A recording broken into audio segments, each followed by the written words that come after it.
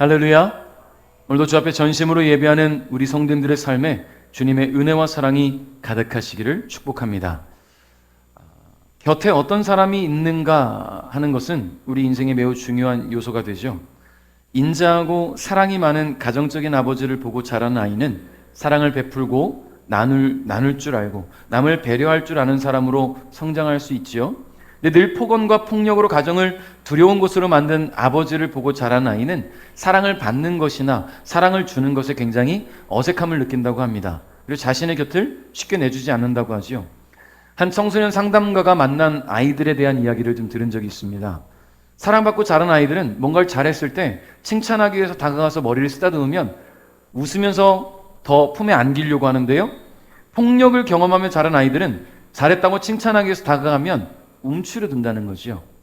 혹시 나를 때리는 건가? 라는 생각을 하게 된다는 거예요. 무의식적으로 말이죠. 그러니 어떤 가정에서 또 어떤 부모님과 어떤 형제들과 함께 살았는가, 그리고 어떤 학교에서 어떤 선생님과 어떤 친구들을 만나서 어떤 관계를 맺고 살아왔는가에 따라 삶을 대하는 그의 태도가 달라질 수 있다라는 거예요. 물론 후천적으로 삶을 만들어가면서 더 바르게 성장하고 더 바르게 그 삶을 영위하는 사람들도 분명히 있습니다. 근데 대체적으로 퍼센트가 그렇다는 거예요. 자, 여러분, 우리 그리스도인의 삶도 이와 같습니다. 좋은 교회를 만나고 좋은 신앙의 동역자들을 만나서 그들과 관계를 맺고 살아가면요, 그 믿음은 더욱 성장해 가게 됩니다. 주님과 더욱 깊어져 갈 수 있지요. 여러분, 우리 베델교회가 여러분의 삶에 좋은 교회가 될 수 있기를 주님의 이름으로 축복합니다. 또 여기 계신 우리 성도님들 모두가 서로에게 좋은 신앙의 동역자들이 될 수 있기를 주님의 이름으로 축복해요. 여러분, 서로에게서 좋은 점들을 보고 배우는 거예요. 사람은 참 신기하게도 좋은 점을 보고 그것이 나에게 좋게 다가오면 닮아가려고 해요. 근데 마음속에 혹시 조금이라도 서운한 감정이 있으면 단점을 찾으려고 하고 약점을 찾으려고 한다는 거예요. 여러분, 사람은 누구나 약점이 있어요. 단점이 있지요. 연약한 사람이니까. 근데 하나님께서 우리에게 모두에게 좋은 부분들을 분명히 주셨단 말이에요. 그 부분을 서로 기억하고 보고 축복해주고 배려해주고 존중해주면 함께 성장해 나갈 수 있는 그런 아름다운 공동체가 될 수 있다고 생각합니다. 그러다 보면 우리는 믿음의 선한 영향력이 서로에게 전해지게 될 것이고 그 영향력은 교회 밖 영혼들에게도 전해질 거라 믿습니다. 자, 그리스도인으로서 주님과의 관계에 있어서 가장 중요한 것은 믿음인데요.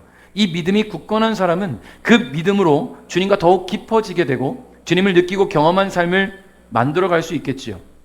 우리가 지난 시간에 믿음으로 기도하는 사람, 그 사람의 기도를 하나님이 어떻게 응답해 가시는지, 그 삶을 어떻게 가이드해 가시는지를 우리가 말씀을 통해 함께 살펴봤습니다. 엘리에셀이라는 사람은요, 믿음의 조상 아브라함이 거느리고 있던 수많은 종들 가운데 가장 신뢰를 받았던 사람이에요. 다메섹 사람. 그가 처음부터 하란에 있을 때부터 아브라함과 함께 있을 거라는 그런 추측은 하지 않아요. 아브라함이 가나안으로 이동하는 과정에 만났을 것이다라고 말하는 사람도 있고, 또 어떤 학자들은 그의 친족 중에 한 사람일 것이다라고 말하고 있지만 그렇진 않을 거라고 생각이 되어지고요. 어쨌든 간에 이 엘리에셀은, 다메섹 사람 엘리에셀은 아브라함과 가나안의 모든 여정을 함께하는 사람이었습니다.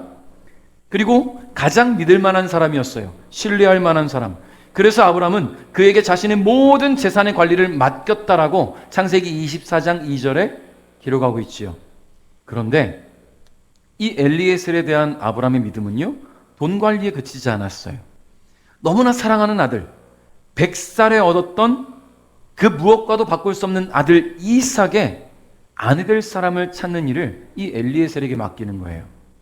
물론 요즘 같은 세상이야 내 아내감 내가 찾아야지 라고 생각할 수 있겠지만, 과거로 좀 거슬러 올라가면 부모가 자녀의 신부감을, 남편감을 찾는 일은 우리나라에서도 있었던 일들이잖아요.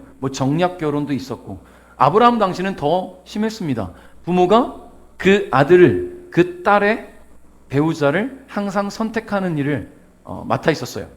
근데 아브라함이 직접 하는 것이 아니라 자기 종에게 맡긴 거예요.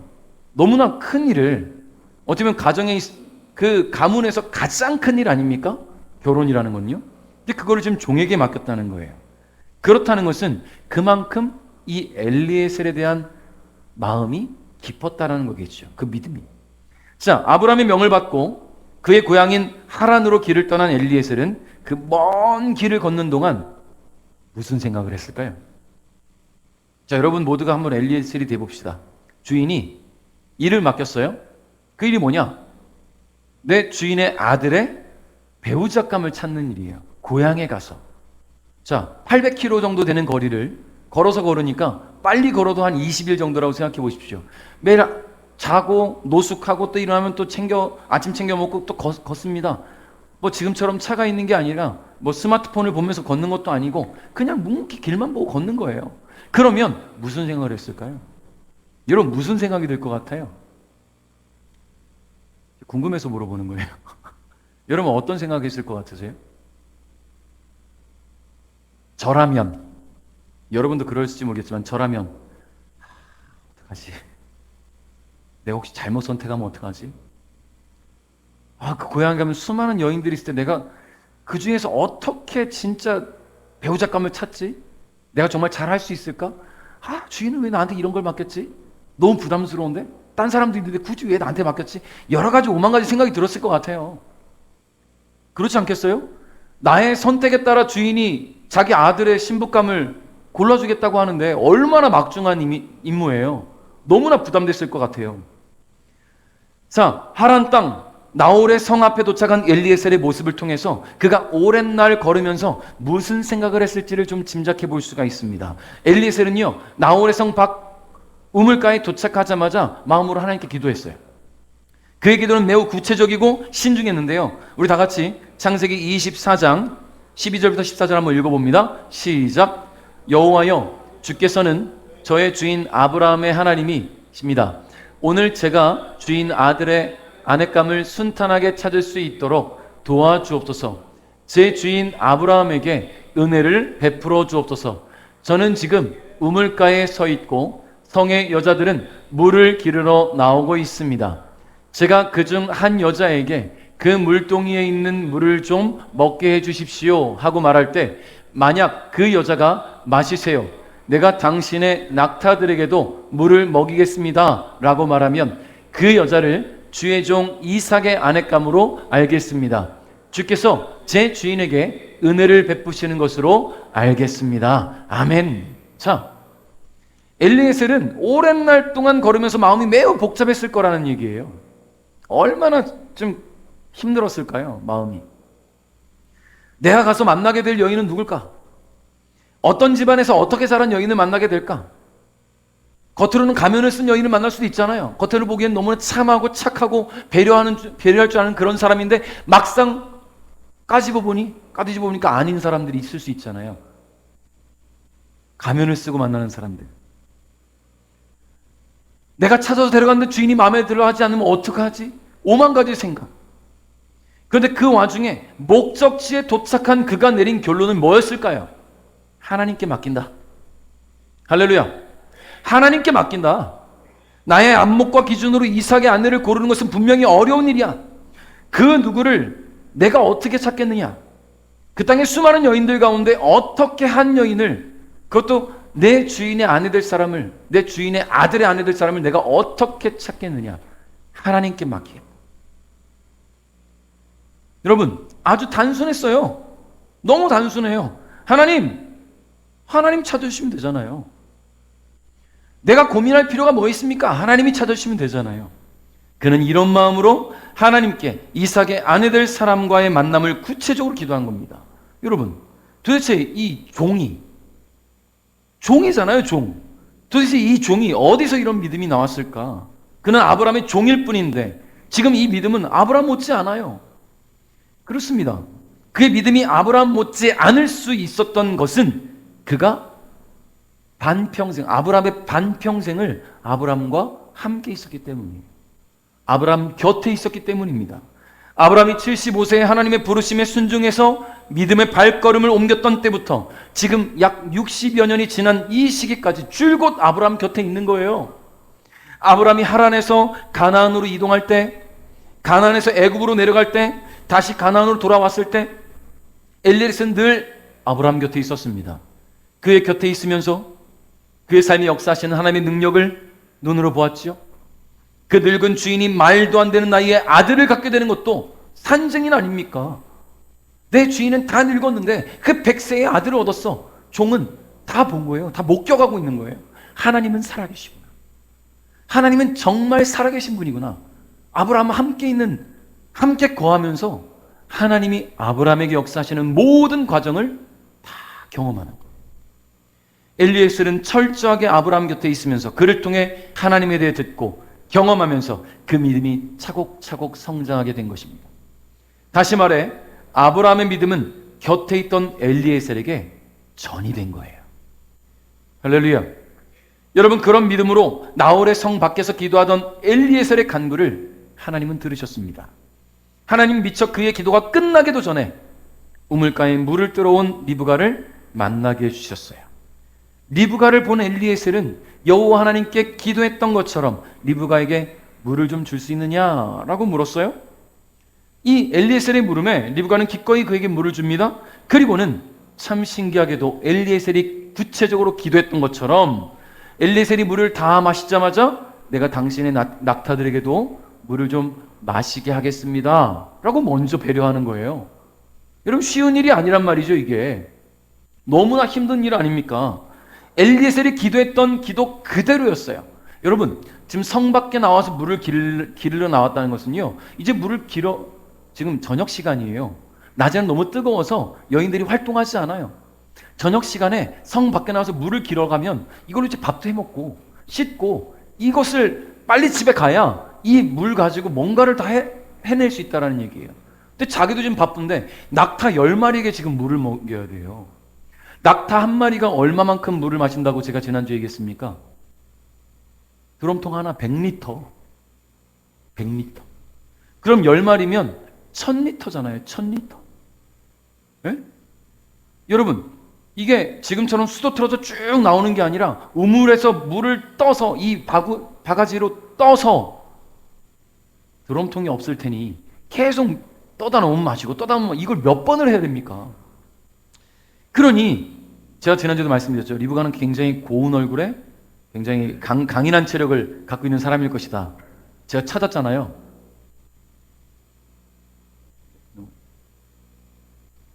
안 넘어가네요?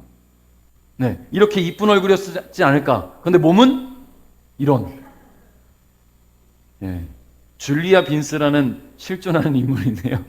아주 이쁜 얼굴에 이런 근육질의 몸을 가지고 있는 리브가가 혹시 이렇지 않았을까라는 그런 생각을 잠시 해보는 거예요.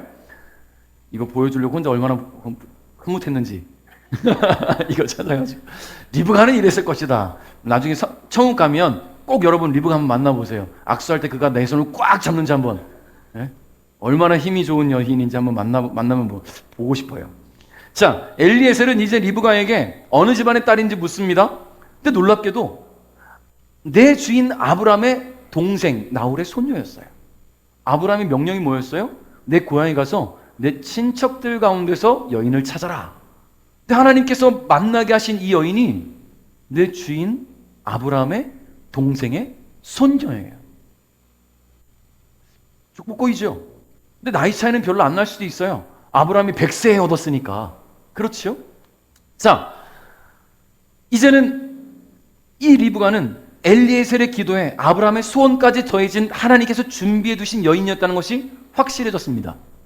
엘리에셀은 리브가와 함께 그녀의 집으로 가게 되는데요, 그곳에서 리브가의 부모와 오빠인 라반을 만나게 됩니다. 라반은 멀리서 온 엘리에셀과 그 일행이 씻을 수 있게 한 뒤에 음식을 준비하며 대접해요. 근데 엘리에셀은요, 대접하고 있는 라반에게 이렇게 말해요. 제가 이곳에 온 이유를 말씀드리기 전에는 음식을 먹지 않겠습니다. 내가 이곳에 온 이유를 먼저 말을 해야 내가 음식을 먹을 수 있을 것 같습니다라는 이야기예요. 지금 너무나 허기질 텐데 그렇지 않습니까?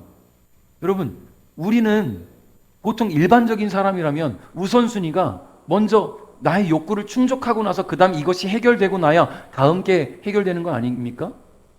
제가 요즘 그 강의를 다니면서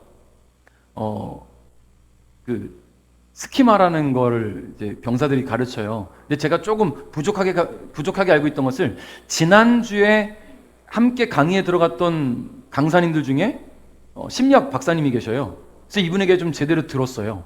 이게 뭐냐면 사람에게는 전경과 배경이라는 게 있다는 거예요. 그게 뭐냐면 어떤 상황과 환경을 보면 먼저 눈에 띄는 게 있고 그 문제가 해결돼야 그 다음 문제에 대해서 사람이 집중하게 된다는 거죠. 무슨 말인지 이해가 되죠? 예를 들면 내가 자동차를 사야겠다. 자, 어떤 차를 살까 고민하면 보통 이제 뭐 좋은 차를 사야 되겠다. 레이를 사야겠다. 레이 좋은 차. 자, 레이를 사야 겠다라고 생각을 하기 시작하면요. 길을 갈 때마다 레이만 보인다는 거예요. 사람은. 여러분 그런 경험 있죠? 내가 뭔가 집중하면 그것만 보이는 거예요. 저거는 색깔이 빨간색이네. 저거는 흰색이네. 저거는 색깔이 별론데. 그럼 이런 색깔이 어떨까? 레이만 보이는 거예요. 근데 언제부터 안 보이느냐? 레이를 사고 나면. 그때부터는 레이가 보이지 않아요. 여러분 지금 너무 배고프면 다른 게 눈에 집중되지 않을 거예요. 음식만 눈에 들어올 텐데 그 진수성찬을 차려놓은 음식이 먼저 눈에 들어올 텐데 저걸 빨리 먹고 해결돼야 다음 게 집중될 텐데 엘리에셀은 미션이 먼저였어요. 완수하는 게 먼저였어요. 배고픔보다 더 중요한 주인이 준 미션이 여기 있었습니다. 하나님이 주신 사명이 있었다는 거예요. 자, 그게 뭐냐? 아직 넘어야 될 산이 있는 거죠. 리브가를 만나긴 했지만 그 가족을 설득하는 일이에요. 리브가를 만나게 하신 건 하나님이지만 그 가족이 설득되지 않으면 결혼은 물 건너갈 수 있잖아요. 자, 우리 37절부터 42절인데요. 제가 읽어드릴게요. 좀 기니까. 제 주인이 저에게 한 가지 약속을 하게 했습니다. 제 주인은 내 아들의 아내가 될 여자를 내가 사는 가나안 여자들 가운데서 얻지 말고 내 아버지의 백성, 내 친척에게로 가서 이삭의 아내 될 사람을 데려오너라 하고 말씀하셨습니다. 제가 주인에게 만약 그 여자가 저를 따라 이 땅으로 오려고 하지 않으면 어떻게 할까요? 하고 여쭈었더니 주인은 나는 여호와를 섬기니 주께서 천사를 보내셔서 너를 도와주실 것이다. 너는 내 집안과 내 아버지의 백성 가운데서 내 아들의 아내감을 택하여라. 내가 내 친족에게 도착하면 너는 나와의 약속을 다 지킨 셈이 된다. 만약 그 사람들이 내 아들의 아내감을 주지 않는다 하더라도 너는 나와의 약속을 다 지킨 셈이다 라고 말씀하였습니다. 그리고 저는 오늘 이 우물가에 와서 이렇게 기도했습니다. 제 주인의 아브라함의 하나님 여호와여, 제가 아내감을 찾는 일을 성공할 수 있게 해 주십시오. 할렐루야. 엘리에셀은 자신이 어디로부터 왔는지, 어떤 이유로 왔는지, 어떻게 해서 리브가를 만나게 되었고 이 집에까지 오게 되었는지를 차분하게 설명하고 있는 거예요. 엘리에셀은 리브가를 만난 것만으로도 이미 미션을 완수한 상황이에요. 그죠? 리브가의 부모가 또 그 오빠가 리브가의 결혼을 허락하지 않는다 해도 엘리에셀은 집으로 돌아가는데 전혀 아무런 문제가 되지 않아요. 아브라함이 주신 미션을 수행했으니까. 근데 그는 그러지 않았다는 거예요. 먼저 그는 자신을 이곳에 보내주신 아브라함의 신의를 저버릴 수가 없었고 주인의 믿음, 즉 여호와 하나님께서 천사를 보내셔서 도와주실 것이다 라는 그 믿음의 결과와 자신의 믿음의 기도의 결과를 모두 경험했기 때문에 이 모든 상황, 이후에 일어날 모든 상황도 하나님께서 분명히 준비하고 계실 거라는 그런 믿음이 이 안에 싹 트고 있는 거예요. 여러분 놀랍지 않습니까? 어떻게 이런 믿음을 가질 수 있을까? 그리고 그 믿음을 가지고 엘리에셀은 계속해서 자신이 성 앞에 우물가에서 기도한 내용과 리브가를 만나게 되는 경위, 그리고 그녀가 아브라함의 동생 나홀의 손녀라는 것을 알게 된 후 그녀에게 코걸이와 팔찌를 선물한 일들에 대해서 이야기했습니다.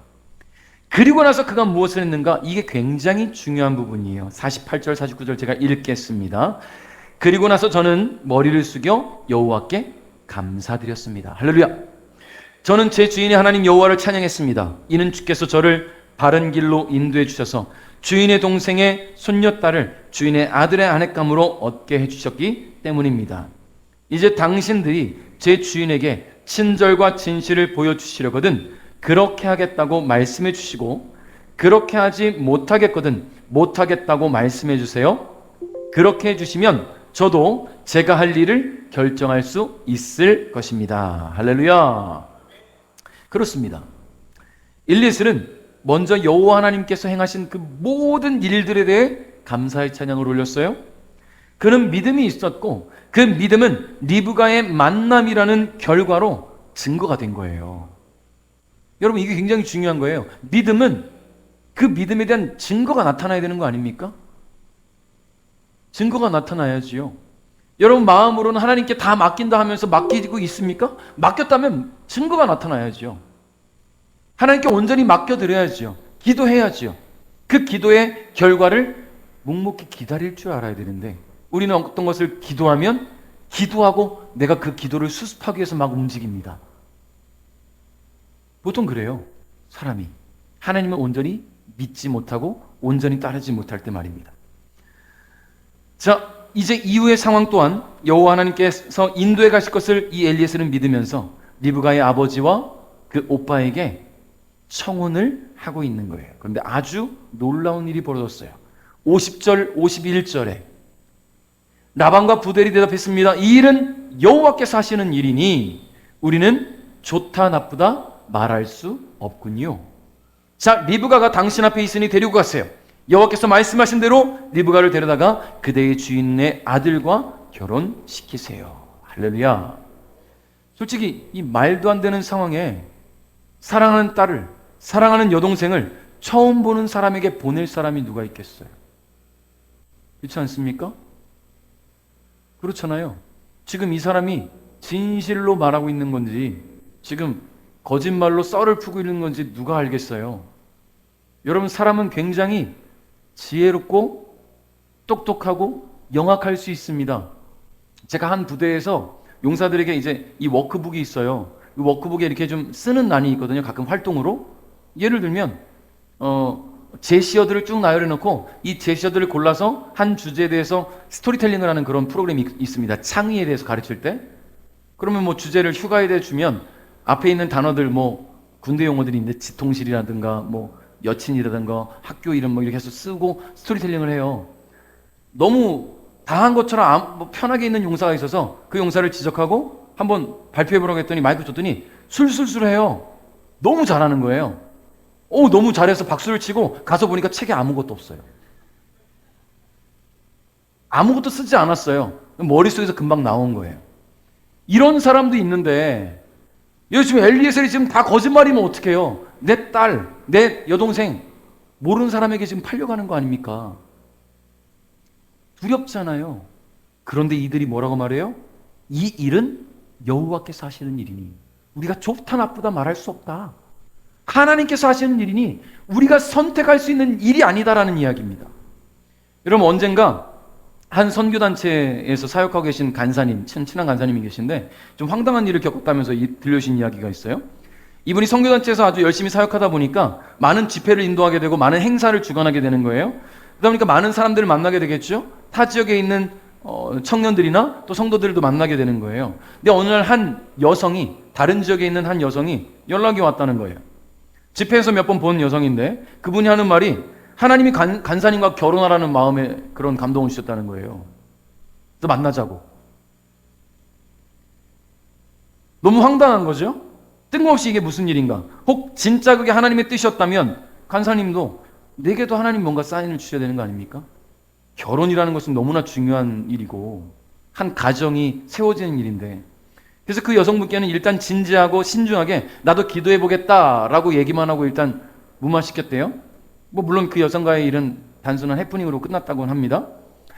그럼 간혹 보면 하나님의 뜻이다, 하나님의 계획이다 라는 이야기를 들먹이면서 자신의 사리사욕을 채우는 사람들이 분명히 있어요. 분명히 있다는 거예요. 기도해보니 이렇더라, 기도해보니 이렇게 하라고 하시더라. 하나님의 뜻을 가지고 사람들을 교묘하게 이용해 먹고 자신의 욕구를 충족하고 자신의 사욕을 채우는 사람들이 있어요. 여러분, 이단과 사이비들이 다 그런 거 아닙니까?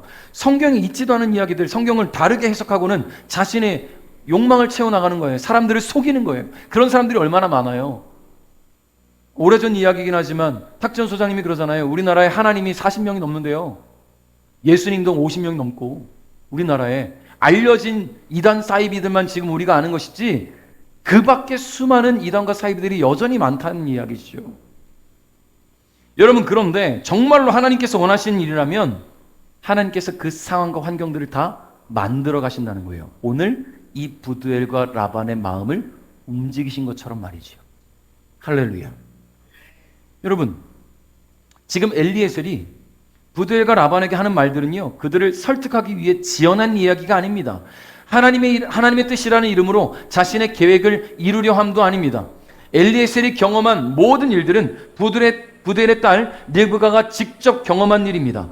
여호와 하나님께서 계획하시고 이루신 일, 그러니 부두엘과 라반은 엘리에셀의 말을 듣고는 다른 어떤 말도 할 수 없었어요. 이 일은 여호와께서 하시는 일이니 우리는 좋다 나쁘다 말할 수 없다. 할렐루야. 이제 또 컴퓨터가 꺼지면 그냥 하나님께 맡기자. 키지 마세요, 그냥. 네. 그것 때문에 신경 쓰여서 또 말씀에 집중 못 하실 것 같으니까 그냥 꺼지면 그냥 두세요. 괜찮아요. 자, 여러분, 아브라함 믿음의 사람이죠. 그런데 이 부두엘과 라반은 어떤 사람일까요? 신앙인이 아니에요. 신앙인이 아니에요. 아브라함은 고향에 살다가 하나님의 부르심을 받고 믿음을 가지고 가나안으로 이동했지만 그곳에 거주하던 그의 형제자매들은 여전히 하나님을 알지 못했어요. 근데 신앙도 없는 이들이, 하나님을 알지도 못하는 이들이 어떻게 이런 말을 할 수 있을까요? 믿음이 전이 되고 있는 거예요. 아브라함의 믿음이 엘리에셀에게 전이 된 것처럼 이 엘리에셀의 믿음의 확고한 이 메시지가 부두엘과 라반에게 전이 되고 있다라는 이야기입니다. 여러분, 신앙이 없는 사람, 하나님을 알지 못하는 사람도 성도의 간절한 기도를 통해 그 믿음이 전이 될 수 있습니다. 여러분, 분명한 일이에요. 지나가는 길에 하나님을 전혀 알지 못하는 사람이 찬양 소리 듣고 교회에 와서 말씀을 듣고 하나님을 만나는 경우도 있어요.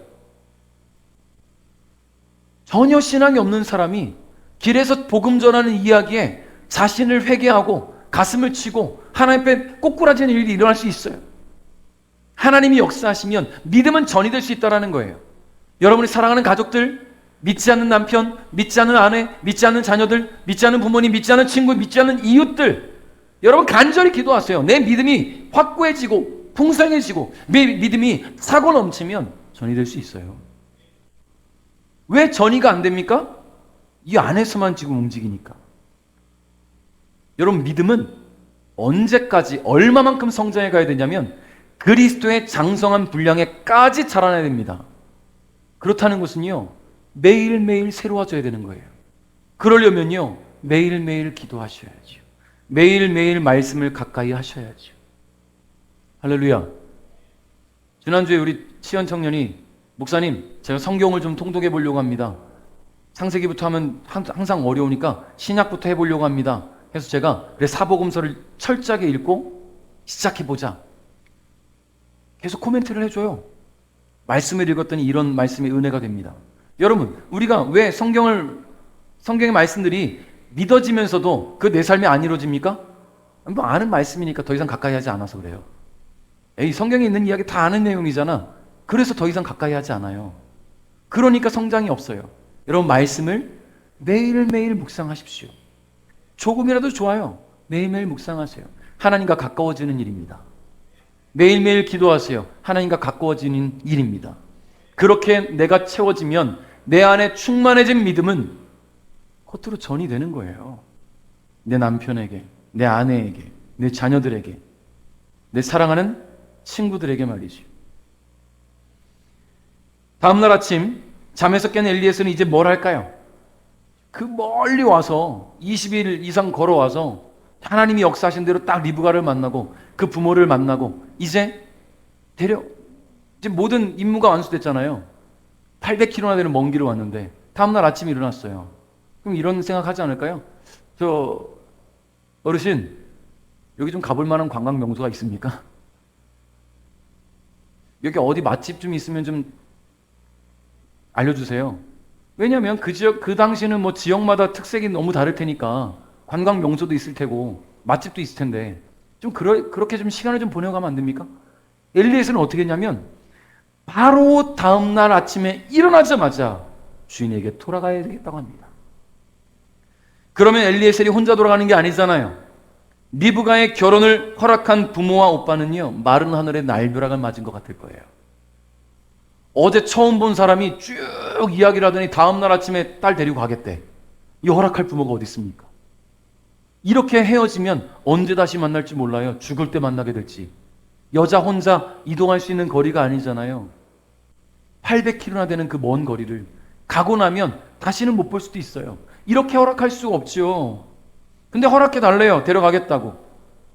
이제 딸이 떠나면 어떻게 다시 만납니까? 가기 전에 충분히 대화도 나누고 앞으로 어떤 가정을 꾸려나가야 될지 좀 축복도 해주고 서서히 이별을 준비할 시간을 주면 좋겠는데 그 모든 과정을 다 생략하고는 갑자기 떠나겠다고 합니다. 당황스럽죠. 그래서 리브가의 가족들은요, 열흘 정도만 좀 함께 있다 가게 해주세요 라고 요청을 해요. 근데요, 엘리에셀은 굉장히 단호했어요. 56절에 이런 말씀이 있습니다. 여호와께서 제 여행을 성공하게 하셨으므로 기다릴 수 없습니다. 제 주인께 돌아가게 해주십시오. 여러분, 아브라함이 내린 미션, 이삭의 신부감을 찾아라 라는 미션은 이미 완수했습니다. 그러나 엘리에셀의 마음에는요, 아직 미션이 끝나지 않았어요.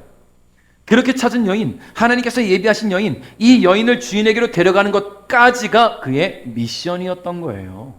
여기까지가. 여러분, 어떻게 보면 참 융통성 없는 사람처럼 보이지 않습니까? 너무 융통성 없어요. 어차피 돌아가려면 오랜 날을 걸어가야 되는데 또 20일 이상 걸어가야 되는데 더군다나 리브가까지 같이 가려면 더 걸릴 수도 있잖아요. 그러면 20일 걸리나 30일 걸리나 어차피 오래 걸릴 거. 그리고 하루 만에 찾았는지 주인은 모르잖아요. 가갖고 열흘 동안 찾아 헤매다가 간신히 만났어요 할 수도 있는 거 아닙니까? 근데 융통성이 없어요. 가족들에게 이별할 시간조차 주지 않아요. 그런데 여러분, 믿음에는 융통성이란 단어가 적용돼서는 안 됩니다. 할렐루야. 적어도 믿음에는 융통성이 있어서는 안 돼요. 하나님과의 관계 속에서 인간적인 융통성, 세상적인 융통성이 적용되는 순간 하나님과 함께 걷는 그 우리의 삶은 하나님보다 앞서 걷는 삶이 되는 거예요. 내가 융통성 있게 만들어가는 삶이 돼요. 하나님과 나란히 걸어야 되는데 앞서 걷기 시작하면요, 내가 원하는 기도를 막 기도해놓고는 내가 하고 싶은 대로 하는 거예요. 그리고는 응답되지 않을 때 뒤돌아보죠. 하나님 왜 응답이 없어요? 함께 걷지 않으니까 응답이 없는 거 아닙니까? 내가 앞서 나가면서 하나님이 하실 일들을 다 만들어 놓고서 하나님 왜 응답이 없어요? 여러분, 안 돼요. 믿음에는 융통성이 있어서는 안 됩니다. 하나님보다 앞서 걸으면 어떤 문제가 벌어지냐면 내가 원하는 길을 선택하게 되겠죠. 내가 하고 싶은 일들을 하게 됩니다. 가끔씩 뒤돌아보면서 하나님 잘 따라오고 있는지 점검만 하게 되는 거예요. 여러분, 지금 우리 신앙이 그래요. 내가 하고 싶은 대로 내 일상을 다 살아가다가 하나님 나를 잘 따라오고 있는지 주일 나와서 예배하면서 말씀 들으면서 잘했다 스스로를 위안을 삼고 일상으로 돌아가면 또 하나님과 끊어지죠. 내가 혼자 앞서 나가고 있으니까, 말씀 보지 않으니까, 기도하지 않으니까 하나님을 저 뒤에 따라오게 두고는 내가 혼자 가는 거예요. 그럼 또 주일 나와서는 하나님 잘 오고 계시구나 하고 쳐다보는 거 아닙니까? 세상적인 융통성을 버리세요. 인간적인 융통성을 버리십시오. 신앙에는 타협이 있어서는 안 됩니다. 여러분, 하나님과 함께 걷는 삶이 되려면 이 모든 것들이 정리가 돼야 돼요. 오늘 이 엘리에셀은 융통성이 없었어요. 그는 오직 주인과의 약속, 하나님의 계획이 완벽하게 이루어지는 것에만 관심이 있었습니다. 리브가의 가족들은 사랑하는 딸과의 이별이 아쉬웠지만 단호한 엘리에셀 때문에 섣불리 결정을 내리지는 못하고 당사자인 리브가에게 묻기로 결정했어요. 문제가 해결이 안 되면 당사자가 해결해야죠. 그죠? 58절입니다. 그들이 리브가를 불러서 물었습니다. 지금 이분과 함께 가겠느냐? 리브가가 말했습니다. 예, 가겠습니다. 부모 입장에서 너무나 청천벽력의 말이에요. 이 딸내미가 키워놨더니 다 이렇게 장성하도록 키워놨더니만 지금 어제 만난 사람 따라가서 지금 그 집에 시집가겠다고 이야기하니 얼마나 마음이 아프겠습니까? 여러분, 지금 이 리브가가 배우자가 될 사람 이삭에 대해서 아는 정보가 없어요. 그냥 그 주인 아브라함, 그 아버지 아브라함이 거부구나, 우리 할아버지의 형이구나, 이런 정도까지만 알아요. 이삭이 어떤 사람인지 알지 못해요. 훤칠하게 잘생겼는지, 듬직하니 호감형인지, 내 인생을 맡겨도 될 만한 그런 사람인지 사진을 보고 이렇게 체크한 게 아니잖아요. 그 스펙을 전혀 알지 못한다는 말이에요. 그 사람에 대해서. 그런데 지금 어떻게 가겠다는 결정을 내렸습니까? 믿음의 결정입니다. 그렇다는 것은요, 아브라함의 믿음이 엘리에셀을 통해 부두엘과 라반을 통해 리브가에게 전이되고 있는 거예요. 여러분, 상상할 수 없는 일이잖아요. 전혀 알 수 없는 일에 대해 내 인생을 내어 맡기겠다고 내 삶에 가장 큰 영향력을 주었던 부모님과 오빠를 단박에 떠나겠다는 결정을 할 수 있다는 것은 그들보다 내 삶에 더 큰 영향력을 주신 하나님을 만났다는 이야기예요. 할렐루야. 하나님을 만나면 되어진다는 겁니다. 더 큰 능력이 있으신 하나님을 만나면 내 일상에서 나에게 영향력을 주었던 그 행사했던 모든 일들도 초라해질 수 있다는 거예요. 하나님을 만나셔야 된다는 거예요. 믿음이 전이 되면 이런 일들이 나타날 수 있다는 겁니다. 사랑하는 부모님과의 이별을 준비하는 시간보다 하나님의 계획과 되어질 일들에 대한 기대가 이 리브가의 마음에 믿음의 기초가 된 것입니다. 사랑하는 성도 여러분, 여러분의 마음에 믿음의 기초는 뭡니까? 여러분의 삶 속에 나타나는 하나님의 계획에 대한 기대감입니까? 아니면 내가 이루고자 하는 계획들에 도움을 주실 하나님에 대한 기대감입니까? 후자가 돼서는 안 돼요. 할렐루야. 내가 하고자 하는 일들을 만들어 놓고 하나님이 어떻게 도우실까 기대하지 마십시오. 하나님이 내 인생을 어떻게 계획하실까에 기대하시고 맡기는 거예요. 맡기는 거예요. 그게 우리의 인생이 되어야 된다는 이야기입니다. 하나님은 하나님의 사람들의 필요를 잘 알고 계세요. 여러분, 말하지 않아도 이미 알고 계시고 구하지 않아도 응답하시는 분입니다. 그러기 위해서는 하나님과의 관계가 바로 서 있어야 되죠. 여러분, 말하지 않아도 알고 계시고 구하지 않아도 응답하시는 분이라고 해도 하나님 앞에 계속해서 마음으로 기도하고 있어야 하나님께서 아시는 거 아닙니까? 그래서 엘리에셀처럼 구체적으로 기도하라고 한 거예요. 그 기도가 채 끝나기도 전에 응답하시는 하나님. 하나님과 함께 걷는 삶, 믿음의 팔을 쭉 뻗어서 하나님의 은혜의 손을 꼭 잡고 걷는 삶이 될 수 있기를 주님의 이름으로 축복합니다. 말씀을 맺겠습니다. 아브라함은 믿음의 사람이었어요. 그는 그 믿음을 자신 안에만 가둬두지 않았습니다. 그의 믿음은 하나님과의 소통과 주님께서 이끌어 가시는 상황, 또 그 안에서 이루어지는 그의 감사로 주변인들에게 전이 되어 갔습니다. 그의 믿음은 늘 곁에서 그런 주인의 삶을 지켜보던 엘리에셀에게 전이 되었고, 엘리에셀을 통해 하란에 있던 부두엘과 라반에게 전이 되어 있으며, 이제 믿음의 가문을 이뤄내는데 큰 역할을 감당해야 되는 리브가에게까지 전이 되었다는 겁니다. 오늘 이 자리에 주님을 위해 모이신 우리 베델가족 여러분을 통해 여러분의 믿음이 끊임없이 전이 되어 갈 수 있기를 주님의 이름으로 축복합니다. 믿지 않는 가족에게, 믿지 않는 친구들에게, 믿지 않는 이웃들에게 하나님의 사랑과 은혜가 선포되어지고 그 속에서 주님의 은혜를 경험하는 이들이 날마다 더해져 가기를 소망해요. 저는 이런 생각을 하는 거예요. 우리 베델가족 모두가 아브라함과 같은 믿음의 숙주가 되자. 할렐루야. 할렐루야. 여러분, 전이시키려면 숙주가 돼야죠. 한번 따라해 볼까요? 나는 믿음의 숙주가 될 것이다.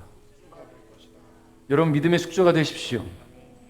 한 번 더 따라해 볼까요? 나는 아브라함과 같은 복의 기준이 될 것이다. 할렐루야. 여러분, 이것이 이루어지면 성경은 다시 쓰여지는 거예요. 이렇게 말하면 좀 되게 이단 같은데, 다시 쓰여지는 게 아니라 사도행전 29장부터 쓰여지고 있는 우리의 인생이 계속해서 주님 만날 때까지 기록이 되어질 거라는 거예요. 그렇잖아요. 성경이 이미 2000년 전에 기록된 이 성경을 우리가 읽고 은혜를 받는 것처럼 후대에, 물론 기록되어지진 않지만 내 사랑하는 후손들이, 하나님을 알지 못했던 나의 사람들이 나의 삶을 기억해주는 일들이 일어나게 될 줄 믿습니다. 그러므로 우리 베델가족 모두가 아브라함과 같은 믿음의 숙자가 되시기를 주님의 이름으로 축복합니다.